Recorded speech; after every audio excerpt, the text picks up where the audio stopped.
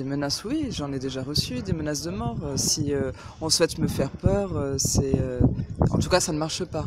Et je n'encourage bien sûr pas à ce qu'il y ait d'autres démonstrations de violence, mais je pense que c'est un très mauvais exemple du respect que nous prenons et que, en tout cas, que nous encourageons.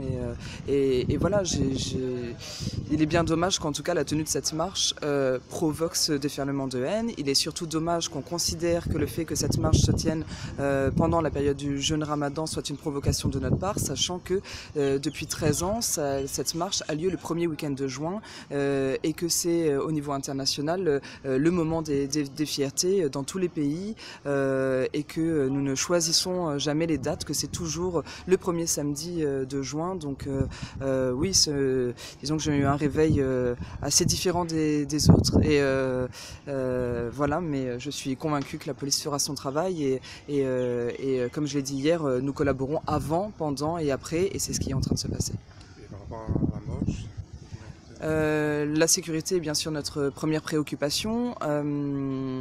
Nous avons une réunion ce matin. Nous avons réitéré ce que j'ai dit hier en conférence de presse et ce que j'avais déjà dit le 30 mai, c'est-à-dire que nous obéirons au service de l'ordre demain lors des prises de décision. Et voilà. Le collectif Arc-en-Ciel n'annule en aucun cas l'événement, ne reculera jamais devant de telles menaces. Ma cliente a reçu des menaces très précises que nous prenons naturellement au sérieux. Et c'est pourquoi nous avons demandé à la police non seulement de mener une enquête pour savoir, pour identifier l'auteur de ces menaces, mais de prendre les mesures nécessaires pour assurer la sécurité de ma cliente.